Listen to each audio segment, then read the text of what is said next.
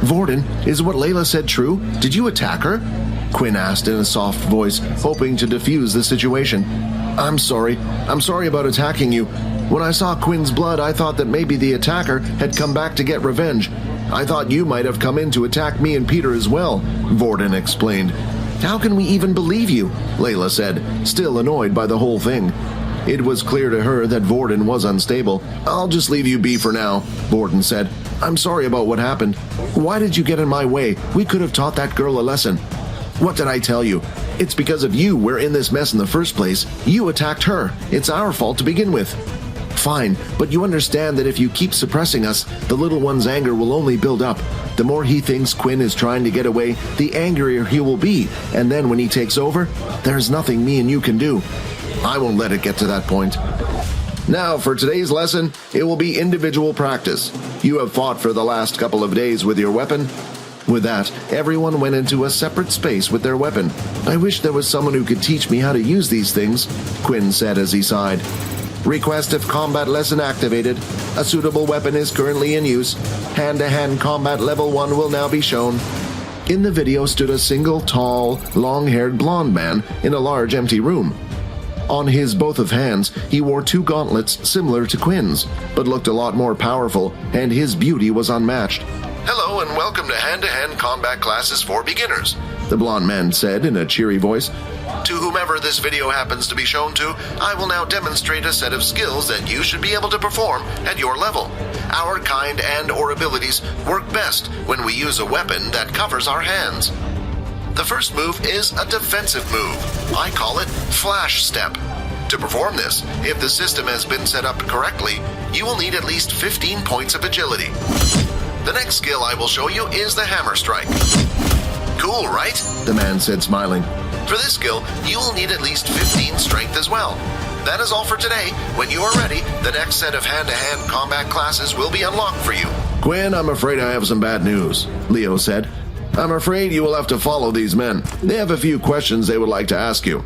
Don't worry, I will be coming too. Now, before we begin, I would like to inform you of a few things, the sergeant said. A student by the name of Brandon Richardson has passed away recently. Now, your teacher here has informed me that he and another student named Fei Lan had attacked you during combat classes yesterday. Now, not only has one of the students passed away, but Fei was also admitted to the hospital late last night. We currently have no leads to what happened to Brandon, so that eventually led us to you. Although it's hard to believe someone with no ability like you could do something like this, there is always a way.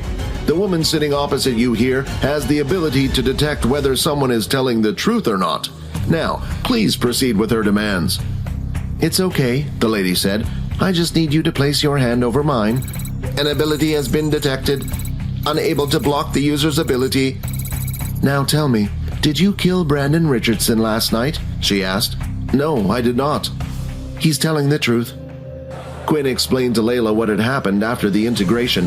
Hey Quinn, you might not like what I'm about to say, but do you think maybe Vorden did it? What makes you say that? Did something happen between Vorden and Brandon? No, I mean, is it not strange that Vorden approached you in the first place? He's a level 5 user, while you're just a level 1. And when he attacked me the other day, he kept shouting about you. And trust me, the guy seems crazy enough to do something like that. Welcome, every single one of you, Momo said. Today we have a special event. A special message to all you first years. You see, there has been someone going around trying to go against us, thinking he can break the previous system that has been around for years in this school. I am here to tell you that this is what happens to those who do not obey. This here is a metal ball that has been embedded with the power of a beast crystal, said Momo. When the Earth had found a way to mix the beast crystal with our own weapons, it was a turning point in the war. But what they don't teach you as first years is that beast weapons need to be activated with your ability. Once activated, they can give out extra power. The higher the beast crystal used to make the weapon, the higher the power. So us second years have decided to give you from the beast weapons class, and some of you other first year students, a shortcut. Today, we will show you how to activate a beast weapon using these balls. That's when a first-year student raised his hand to ask a question. Excuse me, but does any of the teachers know about this? Are there any more questions? Momo asked. Now, usually your weapons wouldn't change color when activated, but as I said earlier, these balls are you just for the sake of helping you learn how to activate your weapons. Once the color is changed, that means it has been activated and its strength is increased. Now today, we will be practicing target hitting. The board here is special, you see. Even a bullet wouldn't be able to penetrate through it. Only the power of a beast weapon can. So today's lesson is to throw the ball and hit the target. Simple, right? Oh, I almost forgot. The crazy boy here has been targeting us second years one by one, thinking we wouldn't notice. Those bastards. How could they do something like that? Quinn, go call Leo. If it's him, he might stop this mess.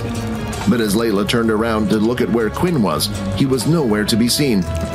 Pick me. I don't mind having a little try, Quinn said with a smile, standing at the front of the students. As Quinn volunteered himself next, Momo couldn't help but think he was up to something. He knew the two of them were friends, so why would he volunteer? As Quinn held the ball in his hand, a message had appeared. Basic tier beast weapon, round ball. Would you like to activate? Strength of weapon will increase by 5%. Activate? How is that possible? He was able to activate the basic tier weapon fully, Momo thought. Why do we have these powers? Quinn said out loud. Isn't it to protect ourselves? To fight those who harm our friends and family? Quinn, no, don't. What are you doing? Vorden mumbled, but was unheard. I have taken a beating my whole life, and I was weak back then. What do I care if I take another beating now? Quinn then chucked the ball using all his strength as hard as he could. Instead of the ball hitting Vorden, though, like everyone suspected, it landed straight in the student's stomach, standing by the side of the board. The power was so strong that the student was lifted off his feet and knocked out in one blow. 50 EXP gained, 175 of 400 EXP. What the hell are you guys doing standing there? Get him! Momo shouted. Once again he threw out another 2 black balls, aiming for them at full strength. One of the students managed to avoid the black ball, but the other wasn't so lucky, getting hit and knocked out. 50 EXP gained, 225 of 400 EXP. This was Quinn's plan. So far, every level up, Quinn was able to obtain an ability. He didn't know what he would get, but he sure hoped it would help him win the fight. What are you guys doing? To anyone who manages to hit or capture that guy, they will be free from any form of punishment, Momo said. Why should we listen to you? Layla said. Just a second ago you dealt with one of us for asking a question. Who knows whether we can trust you or not? Fine, you don't want to help? Attack them all! Just then, the 2 level 4 students who were chasing after Quinn no longer cared about injuring the first years. But before it could even reach any of the students, an ice ball was shot out and froze the water attack in place, causing it to fall to the ground. I wasn't going to get involved, but you guys attacked me first, Aaron said. Ha! Even if you're a level higher than us, do you really think you can take on 2 level 4s? She won't be alone, Layla said. With Layla and Aaron distracting the other high levels in the room, Quinn felt like this was his chance to deal with the rest of the level 2s.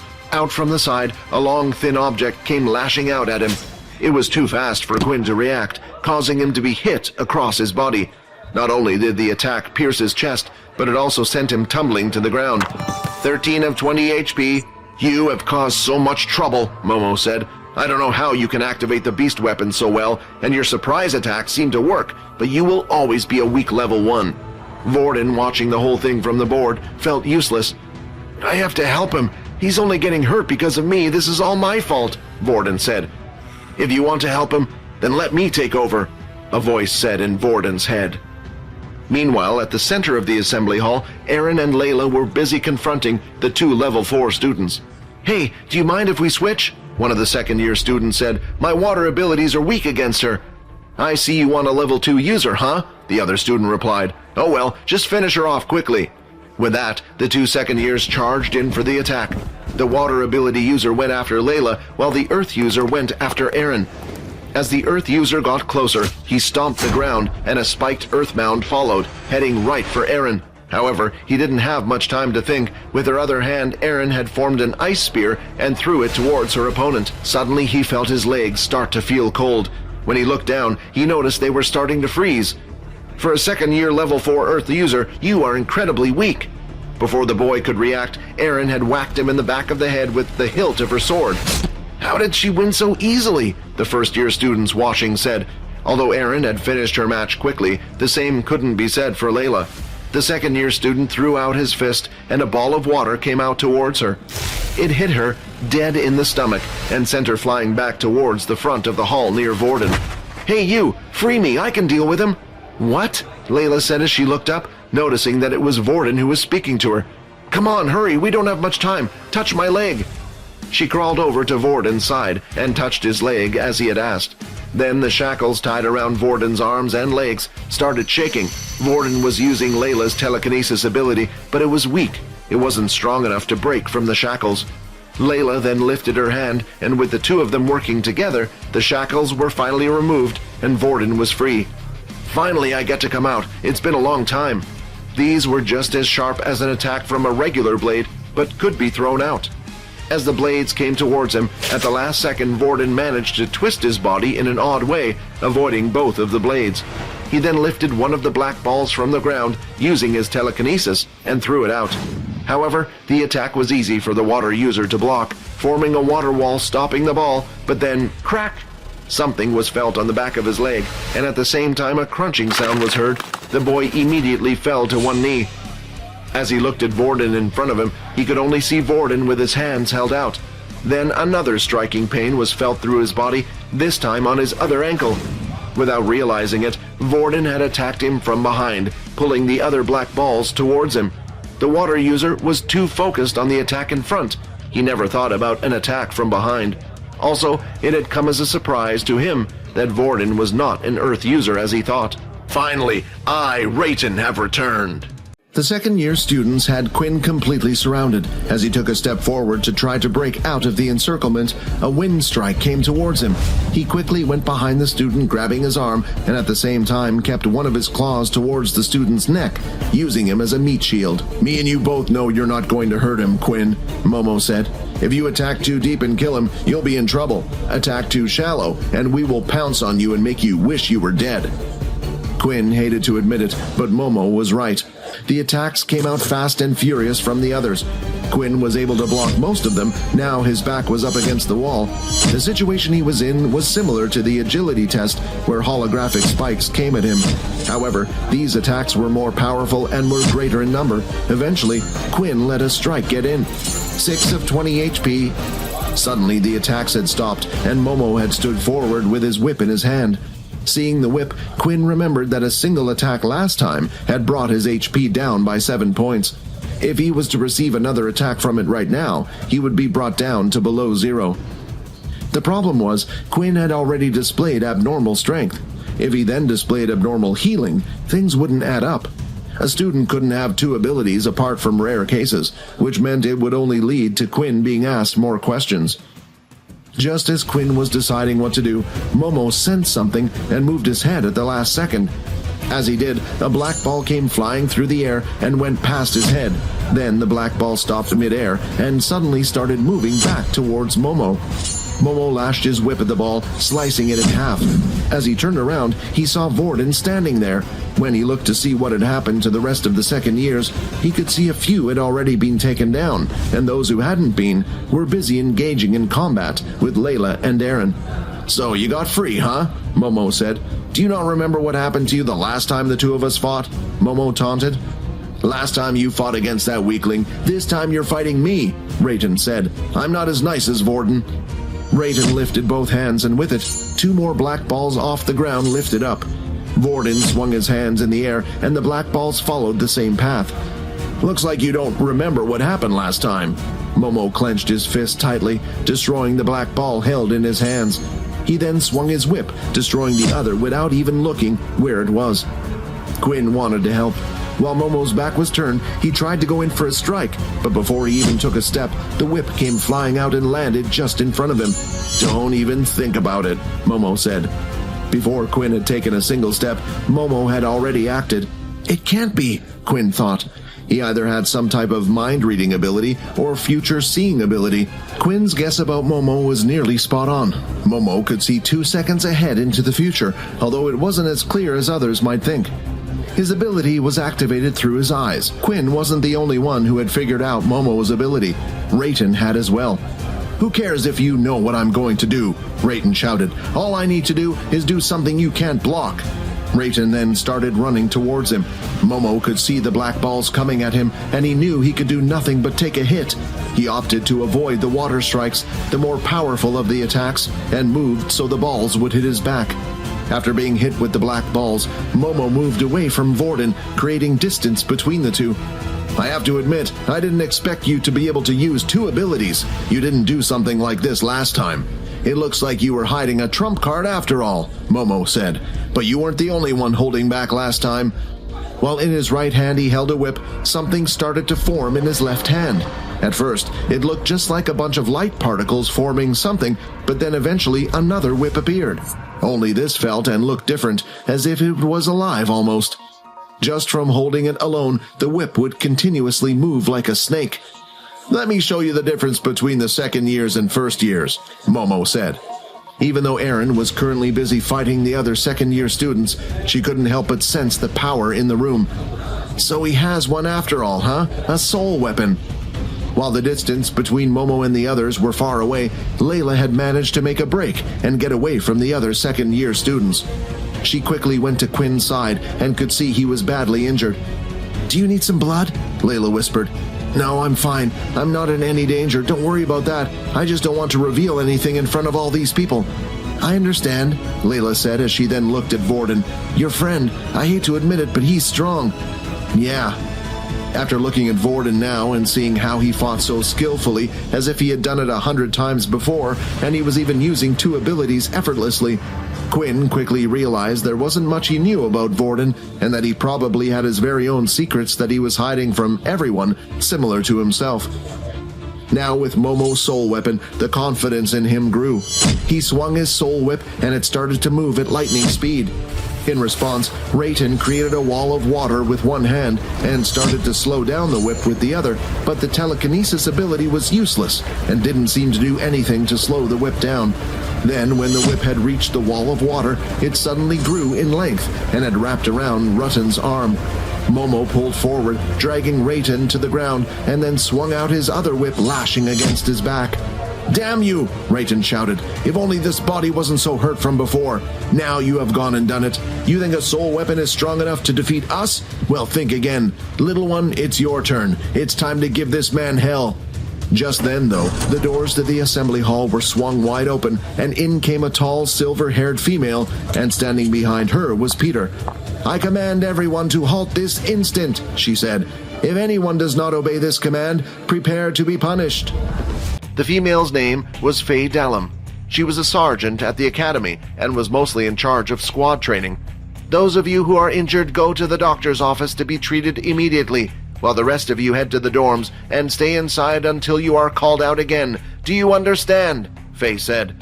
After successfully attaching Vorden's arm back to his body, Haley, the school doctor, had gone up to check on Quinn. "What is this? For this much blood, the wound should be a lot bigger." Quinn started to laugh nervously. "Yeah, my friend has a healing ability and managed to heal me a bit before I got here." "Oh, another healer," Haley said, surprised. "Well, if you get the chance, send them down here. Their ability is quite good, and it looks like they have done a splendid job. I could do it with help, and I would love to have a student of my own." "Sure," Quinn replied. Meanwhile, inside one of the integration rooms, a large muscular man with forearms the size of thighs was sitting opposite the second-year student Momo, and on his shoulder the man had the rank of general. His name was Duke King, and he was head of the second-year students. "Of all the people it had to be Faye to stop us," Momo complained. "I did as you asked, and now I might pay for it." "Will you relax? Nothing will come of this, I promise you that," Duke replied. "You're only students, and these types of things happen, and I'll vouch for you." "Really? So this won't all fall back on me then?" Momo asked. "Of course, as long as no one finds out about our little secret," Duke said with a smile. The next day had arrived, and it was a weekend for the students. Just like any other school, students did not have to attend classes and were free to do as they wished around the city. Although the curfew still existed, they had to be back in their dorm rooms before 10 in the evening, and they were not allowed to leave the city. However, for the leaders at the school, their day was not as relaxing as the students', for a meeting had been called. Inside the academy on the top floor, the leaders of the academy had gathered in a fairly large meeting hall. Faye was the first to stand and speak. "We are here today to conduct the meeting on what to do with the second-year students who were involved in the case involving primarily the first-year student known as Vorden Blade and the students who are part of Dell's class and Leo's Beast Weapons class." Faye then pressed a little button on a controller she held in her hand. In front of the generals and the other sergeants, a holographic report was being displayed to them. I believe you have all read the reports, but this is here just for your reference.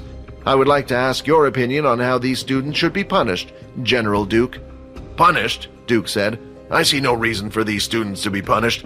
If you look at the report, it seems like Vorden was the first to attack the others. They were simply retaliating. These types of things happen all the time.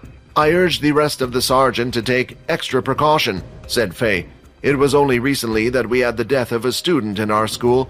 Unlike Brandon, Vorden is an original. If his family was to get involved in it, would not be good for the academy. How is the preparation for the portal outing coming along for the first-year students? Leo asked. Yes, everything has been all set up, Nathan said. A green portal has been selected for the students to go through, and the base has made preparations for their arrival. It should all go smoothly next week. Do you know what planet the expedition will take place on? Leo asked. Then I will be able to better prepare my students. It's best to ask your students to pack some sun cream and their sunglasses, as they will be arriving on the planet Kaladi, Nathan replied. Planet Kaladi, a planet that was mostly covered in desert and contained low-tier beasts. Kaladi contained a 72-hour cycle. It was brilliant for those that loved the sunlight and heat. The three of them then proceeded to head into town. They went ahead and grabbed some food, watched a movie, and had a good laugh, but as they were outside, Peter spotted a group of high-level first-years he had met before. As Peter had made eye contact with the group, they had signaled to him they wanted to talk.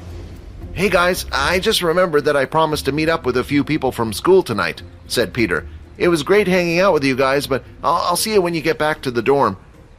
Vorden looked at Quinn, realizing that they both thought Peter's words sounded suspicious. No matter what, Peter didn't want an incident like last time to happen. He would deal with the problems himself. Took you long enough. The student standing in front of the group had a scar on his chin, and his name was Earl. What the hell do you think you were doing calling the teacher the other day? Earl said. Now Momo and the others are giving us a hard time for relying on you. Now, we have another job for you, Peter, and you better do it right this time, you understand? Just nod if you agree. Peter then shook his head. He had already decided that no matter what, he would never betray Vorden or Quinn again. What, are you saying no? Do your thing, Jerry. Then Jerry placed his hand on top of Peter's, and slowly a warm feeling was felt, and the bones in Peter's fingers were starting to take shape. They reformed to what they once were, and he had been healed. Then a big smile on Earl's face could be seen. He grabbed Peter's fingers again and repeated the process again and again.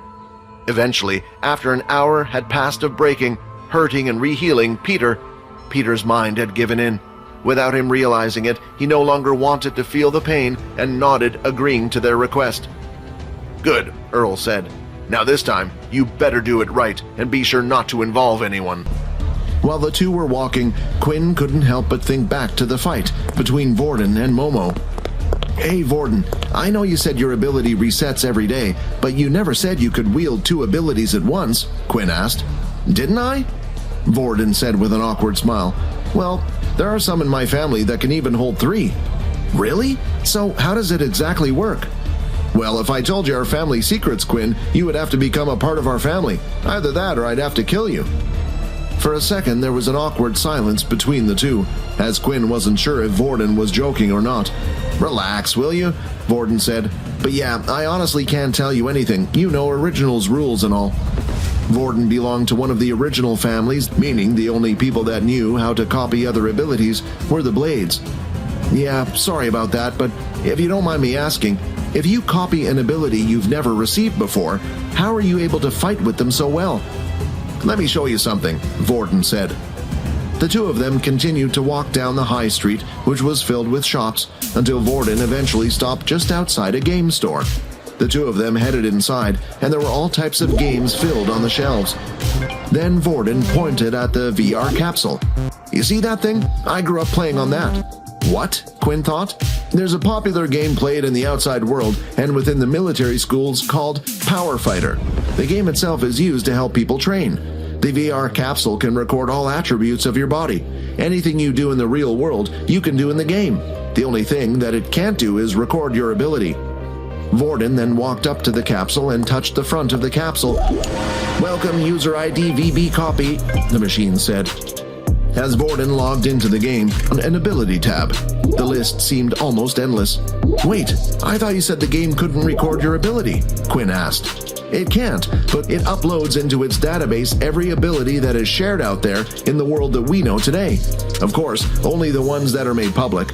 So original abilities and abilities that have yet to be discovered aren't on this list. I can select any ability I want. Even if I can't perform it in the real world, I can practice with it in the game." Quinn finally understood how Vorden was able to become well adverse with multiple different abilities. "The game is actually very popular with the other military schools," Vorden continued to explain. "So much so that the military has designed its own servers. Before you enter the game, you can even input your power level. This way it will match you with those people around the same level." Quinn then walked up to the capsule and started to inspect it. It sounded amazing and was exactly what Quinn needed. This way he was able to practice against other students without others realizing it was him. Then, when Quinn lifted up the tag on it, there were more zeros on the thing than he had ever seen before. There was no way he could afford such a thing. Vorden started to laugh. "Don't worry about it. You don't need to buy one yourself. The Academy has a room full of them." "Really? Come on, let's head back and give it a go." The sun was starting to set outside, so it was just the right time for Vorden and Quinn to head back to the Academy, and when they did, they immediately went over to the VR room. The two of them went up to the front counter that was stationed next to the small cafe. "Hi, we would like to rent out 2 capsules, please?" Vorden asked. "A single capsule will cost you 10 credits per hour," the female replied. Hearing that number made Quinn gulp. For some reason he had expected the capsules to be free, but of course, they would have to pay to rent them. With Quinn's 10 credits he received a day, at most he could play the game for was an hour a day. "All right, are you ready?" Vorden asked. "Huh? What did you pay?" "Yeah, don't worry about it. Come on, let's go." The woman behind the counter had handed Vorden 2 tags numbered 23 and 24. "Here we are," Vorden said. The two of them slowly climbed into the VR capsule. When the machine sensed they were both comfortably inside, the capsule lid slowly started to close in on both of them. Then, before they realized it, their minds were completely transported to another space. Quinn was now in a large, empty white room. "Welcome to Power Fighter. What would you like to do? Log in, register, play as guest." As Vorden had suggested for now, Quinn decided to play as a guest. Then he went on through the system and started to search for Vorden's gamer ID. Once he had selected to join the person's room, he patiently waited for Vorden to accept. "Room invite accepted. Transporting in 3, 2, 1. Then, in an instant, Quinn had been transported to another empty white space room. Only this time, Vorden was there as well. He looked like a completely different person. Both his hands had been wrapped in bandages, and on his face, he wore a scarf. Vorden, is that you?" "Oh, sorry," Vorden said, and the next second he looked like the ordinary Vorden at school. "What was that?" Quinn asked. "That, the game allows you to customize your character, so you can make it look like whatever you want. Although they cost credits, so I wouldn't worry about that." The sound of the game was just getting even better for Quinn. Allowing the users to create a character to be used in the game meant that no one would know it was him, unless they knew his username. "Do you want to watch me play a few games so you know how the game works?" Vorden asked. "Sure." When an opponent was found, the two of them started out on the opposite side of the room. Then Quinn could see a big countdown appear over the arena. When the countdown reaches 0, the match immediately began. Vorden was going up against another Earth user. The match had only lasted a total of 5 minutes, but while watching the game, Quinn started to figure out how it worked.